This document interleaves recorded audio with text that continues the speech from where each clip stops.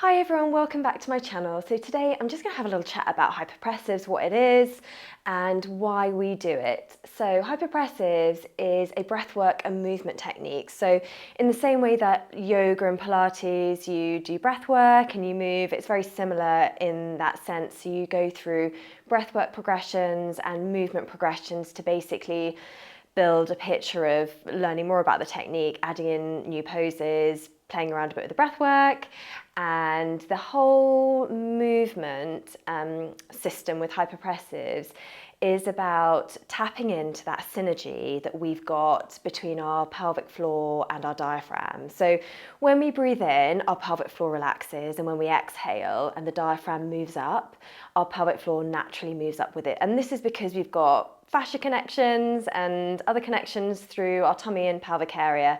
So basically the diaphragm helps move the pelvic floor. And this is really interesting because our pelvic floor works mainly automatically in the background without us thinking about it. So 70% of the pelvic floor relies on automatic function. So before you had any problems with your pelvic health, we were going around not thinking about it because it is supposed to work automatically without us thinking about it. So what we do with hypopressives is we tap into that synergy that we have between the pelvic floor and the diaphragm, that automatic movement we have with the breath work, and we make that bigger. So we really harness that and try to optimize it so that our pelvic floor, the automatic function, the background tone, the balance in our pelvic floor is really good. And so when we're just going about our everyday life, our pelvic floor is managing changes much more easily and it's not getting so tired. So the other way that hypopressives works is it helps to build core strength. That's where you get that almost corseting effect with the waistline coming in a little here, where you've got the interaction with the deepest muscle in our core, which is our transverse abdominis muscle, and that is really being drawn inwards and upwards every time we do this vacuum breath. So one of the most misunderstood aspects of hypopressives is that it actually looks like the tummy is being pulled in consciously during the vacuum breath, and actually that's not what's happening at all.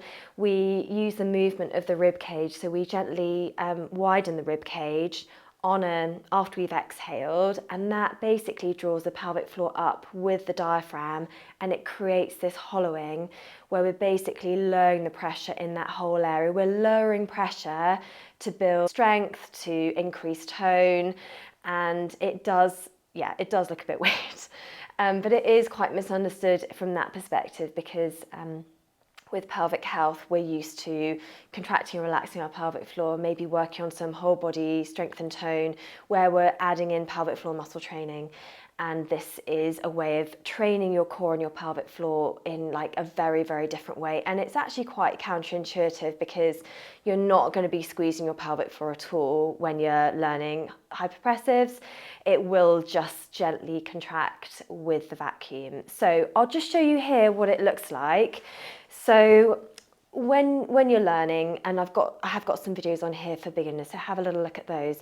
You basically aim the air into the sides of the rib cage and into the back. So most of us are breathing at the front anyway, but we really want to harness that 360 movement through the rib cage. So we take a nice good inhale breath into the sides and into the back, and we exhale nice and slowly.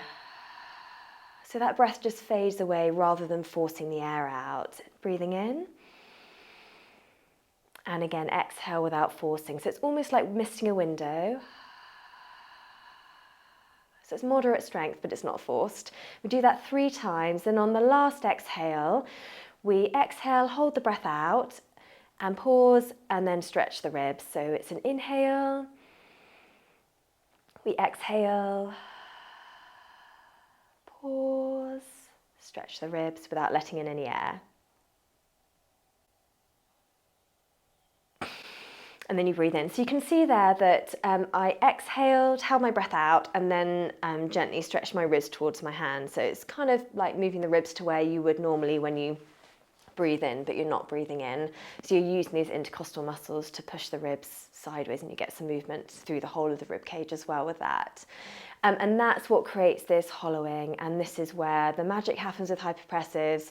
It really does get the pelvic floor moving in a really dynamic way with the breath. So what we also do in hypopressives is we build it as a movement, a sequence of movements. So you've got foundational poses, and then you can move on to more advanced poses. So the whole training with hypopressives is about retraining the core, which is includes the pelvic floor. So you've got your diaphragm, you've got your pelvic floor, you've got your deep core muscles, you've got some muscles at the back as well, and you're retraining that whole system essentially to manage pressure better, it's more toned, it's more able to function as it's intended to do. And so that's what we're really tapping with the hypopressives. And then we move through different positions. So as you can imagine, if you're like upright and you're doing the poses in an upright position, or you're lying down, or you're in like an all fours position, the pelvic floor and the diaphragm are going to be moving in a slightly different way. So what we're trying to do is get as much movement and function through the pelvic floor, that movement with the diaphragm through a whole load of poses. And some of the poses are so good at more working on like the anterior muscle chain, so those are muscles at the front, and some of them are more helpful to train the muscles more through the back and the glutes, and all the way up through your back as well. So it is a postural correction technique as well, and it does really correct your posture, but it has a whole host of other benefits that come with it as well. So it also, it tones the tummy, so your resting tone of your tummy will be improved. It improves prolapse symptoms, incontinence symptoms. It's a really lovely mindful technique, so it can be really calming for the nervous system as well. And also we're building whole body strength and tone. So some of the poses, I'll show you one here. So this is more from the advanced series, where you extend your leg and bring it up. So you can see here, you're really working the whole body and also your glutes here. And we know through research that our glutes are really key as well to pelvic floor function, and everything really works together in a picture. So if our whole bodies are stronger, everything is going to work better, our pelvic floor is going to work better. So that's just a whistle-stop tour of hypopressives. So if you've got any questions, just do pop them into the comments. But there are some videos just to have a little look and have a little taster of what the breathing might feel like for you.